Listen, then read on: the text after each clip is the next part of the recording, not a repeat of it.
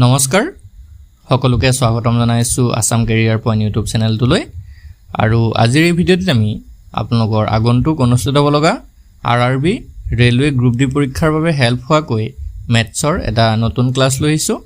আৰু এই ক্লাছটোত আমি কিছুমান ইম্পৰ্টেন্ট ফৰ্মুলা আৰু তাৰ লগতে শৰ্ট ট্ৰিক্সৰ সহায়ত আপোনালোকক কোৱেশ্যনখিনি কৰাই দিম যাতে এক্সামত গৈ খুব কম সময়ৰ ভিতৰতে এনে ধৰণৰ কোৱেশ্যনবোৰ সলভ কৰিব পাৰে ঠিক আছে সো আমি বেছি দেৰি নকৰো কোৱেশ্যনখিনি স্টাৰ্ট কৰিম আৰু তাৰ লগতে আৰু এটা কথা জনাও আপোনালোকে যেতিয়া মেথছৰ কোৱেশ্যনবিলাক কৰিব সো প্ৰথমতে কোৱেশ্যনটো ভালদৰে পঢ়িব কোৱেশ্যনটো পঢ়িলৈ বুজিবলৈ ট্ৰাই কৰিব যে কোৱেশ্যনটোত আমাক কি দিয়া আছে আৰু কি উলিয়াব লাগে সো সেই বস্তুটো এবাৰ যদি আপোনালোকে ক্যাপচাৰ কৰিব পাৰে যদি একবাৰ হেতু বুজি পাই যায় দেন আপোনালোকে কোৱেশ্যনটো কৰিবলৈ একেবাৰে ইজি পাই যাব ঠিক আছে সো ফাৰ্স্ট কোৱেশ্যনটো আমি স্টাৰ্ট কৰিছো কি কৈছে চাওক the least number which when divided by 18, 21, 36 leaves a remainder 5 in each case is অৰ্থাৎ প্ৰতিটো ক্ষেত্ৰতে 18, 21, 36 এৰে হৰণ কৰিলে 5 ভাগ এৰা নিম্নতম সংখ্যাটো কি হ'ব আমি মানে এনেকুৱা এটা সংখ্যা উলিয়াব লাগে যিটো সংখ্যাক 18 এ ভাগ কৰিলেও অৰ্থাৎ হৰণ কৰিলেও 5 ভাগ এক থাকে 21 এৰে হৰণ কৰিলেও 5 ভাগ এক থাকিব আৰু 36 এৰে হৰণ কৰিলেও 5 ভাগ এক থাকিব আৰু সেই নিম্নতম সংখ্যাটো কি হয় উলিয়াব দিছে তো আমি জানো যে যদি আমি নিম্নতম সংখ্যা উলিয়াবলৈ যাওঁ এই তিনিটা সংখ্যাৰে হৰণ কৰিলে যদি আমি নিম্নতম সংখ্যা উলিয়াবলৈ যাওঁ তেতিয়াহ'লে আমি ইহঁতৰ কি উলিয়াব লাগিব এলসিএম উলিয়াব লাগিব হয়নে লঘিষ্ঠ সাধাৰণ যেটো গুণিতক থাকিব সেই লঘিষ্ঠ সাধাৰণ গুণিতকটোকে 18 এৰে হৰণ যাব 21 এৰে যাব আৰু 36 এৰে যাব তাৰ পিছত এলসিএম যেটো উলিয়াম সেই এলসিএমটোৰ লগত আমাক যেটো কৈছে যে প্ৰত্যেকটো ক্ষেত্ৰতে 5 ভাগ এক থাকিব লাগিব সো যেটো এলসিএম পাম তাৰ লগত আমি 5 টো যোগ কৰিলে হৈ যাব ঠিক আছে সো এতিয়া আমি যদি চাও 18 21 আৰু 36 18 21 আৰু 36 ইহঁতৰ যদি এলসিএম উলিয়াবলৈ যাও কি কৰিম আমি যদি চাও তিনিটাকে 3 ৰে হৰণ যাব 3 6 গুণ 18 3 7 গুণ 21 3 12 36 ওকে এটা যদি আকৌ চাও 2 ৰে হৰণ যাব 2 3 গুণ 6 হাতক না যায় আৰু 2 6 গুণ 12 আকৌ 3 ৰে হৰণ যাব 3 যদি চাও 3 গুণ 3 হাতক না যায় তাৰপিছত 3 2 গুণ 6 এতিয়া আমি এলসিএম টো কিমান পাম 3 2 গুণ 6 6 3 গুণ 18 7 গুণ 14 18 আৰু 14 পূৰণ কৰিলে আনসাৰ পাই যাম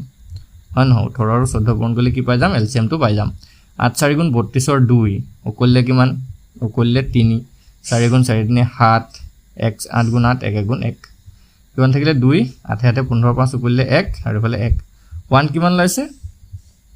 সৰি এটো 252 লাইছে ওকে 8 1 252 সো ইহঁতৰ এলসিএম টো পালো আমি কিমান 252 এতিয়া যেহেতু আমি কৈছো যে এলসিএম টোৰ লগত 5 এটা যোগ কৰিব লাগিব তো 252 ৰ লগত যদি আমি 5 টো যোগ কৰি দিও দেন আমাৰ আনসাৰটো হৈ যাব 257 আৰু 257 এটো হৈছে আমাৰ আনসাৰ 257 আছে অপশন বি ত আছে option B is the right answer হৈ গল বুজি পালে চাগে এতিয়া সো অপশন বি হৈ যাব কাৰেক্ট আনসাৰ কেনেকৈ কৰিলো প্ৰথমতে আমি হিহঁতৰ এলসিএম টো উলিয়ালো 18 21 আৰু 36 ৰ দেন 5 ভাগে এৰা বুলি কৈছে তো তাৰ কাৰণে এলসিএম টোৰ লগত 5 যোগ কৰি দিছো ঠিক আছে নেক্সট কোৱেশ্চন টো চাওক what is the value of 75% of 480 plus 20% of 350 অৰ্থাৎ 75% অফ 480 প্লাস 20% অফ 350 ৰ মানটো কিমান হ'ব উলিয়াব দিছে আৰু পাৰ্সেন্টেজৰ এটো এটা খুবই গুৰুত্বপূৰ্ণ প্ৰশ্ন হয় এইবিলাক প্ৰশ্ন পৰীক্ষাত কিন্তু অহাৰ চান্সেছটো বহুত হাই থাকে কাৰণ আৰআৰবিত ইমান ইজি কোৱেশ্চন নাহিব ইমান একদম সহজ ধৰণৰ যোগ বিয়োগ পূৰণ হৰণ থকা প্ৰশ্ন নাহিব এনে ধৰণৰ প্ৰশ্নবিলাকে আহিব আৰু যোৱাবাৰো আমাৰ এনেকুৱা ধৰণৰ কোৱেশ্চনবিলাক বহুত বেছি আহিছে ঠিক আছে সো চাওক কি কৈছে 75% অফৰ জায়গাত আমি ডাইৰেক্টলি পূৰণ লিখিব পাৰো 75% পূৰণ 480 হয়নে আৰু প্লাস কি হ'ব 20% আৰু পূৰণৰ ঠাইত অফৰ ঠাইত আমি ইনটু লিখিব পাৰো ইনটু 350 ওকে এতিয়া আমি পাৰ্সেন্টটো যেতিয়া আমি অতৰাই দিম ঠিক আছে পাৰ্সেন্ট সিম্বলটো যেতিয়া আমি অতৰাই দিও তো পাৰ্সেন্টটোক যদি আমি ফ্ৰেকশনলে অৰ্থাৎ ভগ্নাংশলৈ লৈ যাওঁ তেতিয়া একৰে হৰণ কৰিব লাগে তো এটো হৈ যাবগে 75/100 into 480 and plus এটো হৈ যাবগে 20/100 into 350 ওকে এটো হৈ যাব ইয়াৰ ভ্যালুটো এতিয়া আমি যদি চাও 0 ইয়াত 0 এটা ক্যান্সেল হল 20 ৰ পৰা এফালে শূন্য কাটিলো এফালে এটা শূন্য কাটিলো ইয়াৰ এটা শূন্য কাটিলো ইয়াৰ এটা শূন্য কাটিলো তো ইয়াত কি থাকি গল আকৌ যদি আমি 5 এৰে কাটি দিও 75ক যাব 5 × 5 15 বাৰ যাব 10ক যদি 5 কাটি দিওঁ দুবাৰ যাব 2 যদি 48ক কাটি দিওঁ 24 বাৰ যাব যাবনে সো আমাৰ আনসাৰ লাষ্টত কি থাকিলে ওপৰত থাকিলে 15 পূৰণ 24 ইয়াত থাকিলে 2 পূৰণ 35 হলনে তো এফালে 15 পূৰণ 24 কৰিলে কিমান হ'ব আনসাৰ আমি যদি চাও 15 আৰু 24 পূৰণ কৰিলে কিমান হয় প্ৰথমতে পূৰণটো কৰি লওঁ 4 5 গুণ 20 শূন্য কৰিলে 2 4 গুণ 4 দিয়ে 6 2 5 গুণ 10 শূন্য কৰিলে 2 গুণ 2 কে 3 হলনে 360 ওলাইছে 360 প্লাস 35 দুগুণ কিমান 70 হলনে তো আমাৰ ফাইনাল আনসাৰ কিমান আহিব শূন্য এফালে 70 এটো 750 নহয় 70 শূন্য আহিলে হাতে 13 3 কৰিলে 4 কে 430 কিমান ওলাইছে 430 ওলাইছে 430 কোনটো অপচনত আছে আমি যদি ভালদৰে চাওঁ অপচন সি ত আছে C is the right answer okay option C is the right answer ঠিক আছে সো আমি একবাৰ হল নেক্সট কোৱেশ্চনটো আৰু এটা কথা ইয়াতে জনাই থওঁ নেক্সট কোৱেশ্চনটো চোৱাৰ আগতে যদি আপোনালোকৰ 2026 চনৰ আৰআৰবি ৰেলৱে গ্ৰুপ ডিৰ কাৰণে সম্পূৰ্ণ সিলেবাস অৰ্থাৎ জিকে ম্যাথছ ৰিজনিং সায়েন্স চাৰিটা সাবজেক্টৰ যদি মোস্ট ইম্পৰ্টেন্ট কমন কোৱেশ্চনৰ পিডিএফ খিনি লাগে যোৱাবাৰো আমাৰ পিডিএফৰ পৰা বহুতখিনি কোৱেশ্চন কমন পৰিছে তো তাৰ কাৰণে আমি এবাৰো পিডিএফ আপোনালোকৰ কাৰণে ৰেডি কৰিছো তো এই পিডিএফটোৰ প্ৰাইস আমি 299 ৰাখিছিলো বাট এতিয়া অনলি 199 रुपीसত এই পিডিএফটো পাই যাব তো যদি পিডিএফটো লাগে স্ক্ৰিনত যেটো নাম্বাৰ দেখিছে সেই নাম্বাৰটোত এবাৰ আমাক হোৱাটসঅ্যাপ কৰক হোৱাটসঅ্যাপ কৰি এই পিডিএফটো আপোনালোকে 199 रुपीसত লৈ লওক ওকে এতিয়া আমি নেক্সট কোৱেশ্চনটো চাওঁ নাও কোৱেশ্চন নম্বৰ 3 কোৱেশ্চন নম্বৰ 3 কি কৈছে এবাৰ চাওক for a is equal -5 b is equal 5 the value of a square minus b square is a সমান -5 আৰু b সমান যদি 5 হয় তেতিয়াহলে a square minus b square মানটো কিমান হ'ব এতিয়া চাওক ইয়াত আমাক কিহৰ ভ্যালু উলিয়াব দিছে a square minus b square আমি ডাইৰেক্টলি যদি a আৰু b ৰ ভ্যালুটো পুট কৰি দিও a ৰ ভ্যালু পুট কৰি দিছো আমি -5 square আৰু b ৰ ভ্যালু পুট কৰি দিছো আমি 5 square ওকে তো -5 square কৰিলে হৈ যাব কি 25 আৰু ইফালে 5 square কৰিলে 25 আৰু 25 ৰ পৰা 25 গুছি গলে কি হৈ গল কে 0 ঠিক আছে আনসাৰ 0 আছে অপচন বিট ওকে এটো ৰাইট হ'ল আকৌ যদি আমি a square minus b square টক যদি অলপমান ভাঙি দিও অকমান যদি বিস্তৃতৰ ওপৰত লিখো তেতিয়াহলে a square minus b square মানে আমি কি লিখিব পাৰো a plus b হয়নে আৰু a minus b এটো আমি লিখিব পাৰো পাওনে আৰু ইয়াক যদি আমি আকৌ ভাঙি দিও a ৰ ভ্যালু পাতি দিলো -5 প্লাস b ৰ ভ্যালু হৈ গল কে 5 -5 plus 5 ইনটু কি থাকিলে a ৰ ভ্যালু আকৌ -5 b ৰ ভ্যালু আকৌ 5 তো এটো কি হৈ গল কে -5 plus 5 0 আৰু এটো -10 আকৌ 0 * -10 কৰিলে 0 ওলাব সো দুইটা ক্ষেত্ৰতে কি হ'ব কন্ডিশন দুটাতে আমাৰ 0 আনসাৰ ওলাব ঠিক আছে okay so option B is the right answer ঠিক আছে বুজি পাইছে সকে নেক্সট কোৱেশ্চন চাও what is the average of 2 4 6 8 10 12 and 14 is 2 4 6 8 10 12 এনেকা 14 এবিলাকৰ গড় কিমান হ'ব তো আমি জানো গড় উলিয়াবলৈ আমি কি কৰিম আমি ডাইৰেক্ট নৰমাল যি সকল ষ্টুডেন্ট আছে তেওঁলোকে কি কৰিব 2 + 4 + 6 + 8 + 10 + 12 + 14 তাৰ পিছত আকৌ কি কৰিব এটা সংখ্যা আছে এটা দুটা তিনটা চাৰিটা পাঁচটা ছটা সাতটা আছে হাতেৰে হৰণ কৰিব এইবিলাক কৰা দৰকাৰ নাই ওকে এখিনি কৰা দৰকাৰ নাই কাৰণ আমি অলপমান এই সংখ্যাখিনিত এটা ট্ৰিক লগাম এটা ট্ৰিক আমি হেতু শিকিছো এই ট্ৰিকটো হৈছে যে যেহেতু সংখ্যাখিনি এটা শ্ৰেণীত আছে শ্ৰেণী অন্তৰালত আছে অৰ্থাৎ এটা সমান্তৰ শ্ৰেণীত আছে তো এই যদিহে সংখ্যা এটাৰ সমান্তৰ শ্ৰেণীত থাকে আৰু তাৰ যদি গড় উলিয়াবলৈ আমাক দিছে এভাৰেজ যদি উলিয়াব দিছে দেন আমি কি কৰিব পাৰো যেটো আমাৰ ফাৰ্স্ট টাৰ্ম থাকে আৰু যেটো লাষ্ট টাৰ্ম থাকিব হেতুটা যোগ কৰি পিনে 2 এৰে হৰণ কৰি দিলে আনসাৰ ওলাই যাব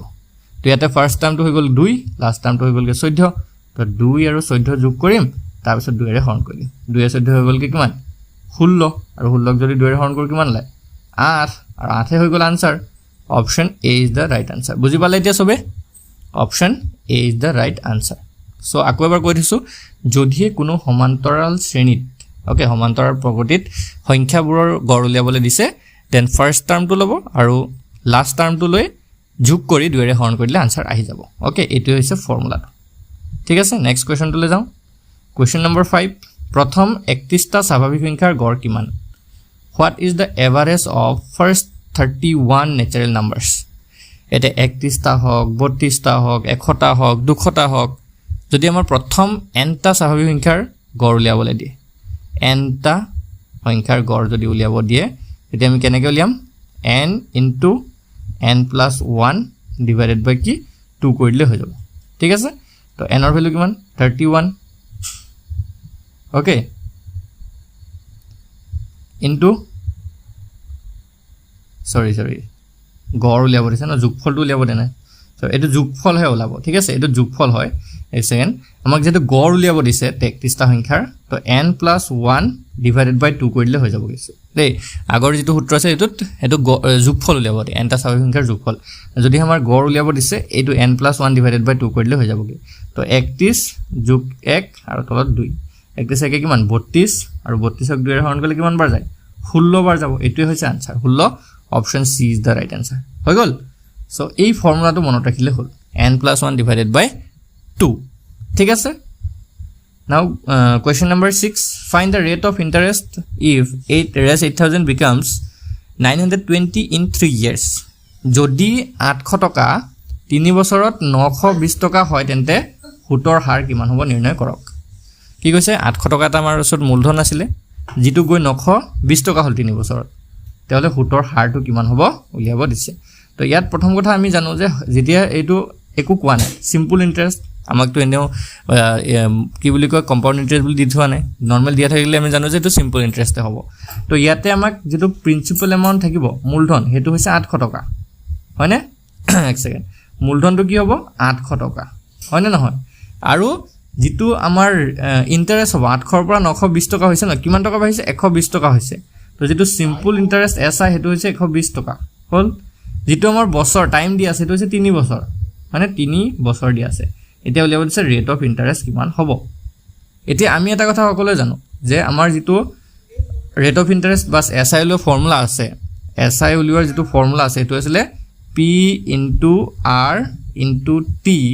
divided by 100 এটো ফৰ্মুলা আছিল principal amount rate of interest আৰু টাইম পূৰণ কৰি 100 হৰণ কৰিলে এসআই ওলাই যায় এতিয়া এসআই ৰ জায়গাত আমি 120 পাতিম প্ৰিন্সিপাল এমাউন্টৰ জায়গাত আমি 800 পাতিম ৰেট অফ ইন্টাৰেস্ট আমি নাজানো টাইমৰ জায়গাত 3 পাতিম তলত কি হৈ যাব কে 100 হল 100 যদি আমি শূন্য কাটি দিছো শূন্য শূন্য কাটি গল 8 3 24 হল নে 8 3 24 আৰু এফালে 120 তো 120 ৰ তলত 24 আহিব নে আহিব আৰু এফালে হৈ যাব কে r হৈ গল 2 এ কাটিছো 60 বাৰ গৈছে ইয়াত কাটিছো 12 বাৰ গৈছে 12 60 কাটিলে 5 বাৰ যাব তো এটো ৰেট অফ ইন্টারেস্ট কি হৈ গল কে r = 5 হৈ গল কে 5% অপশন বি আছে option B is the right answer হৈ গল বুজি পাইছে সকে এই ধৰণে আমি কোৱেশ্চন বিলাক সলভ কৰিব লাগিব ওকে নেক্সট কোৱেশ্চন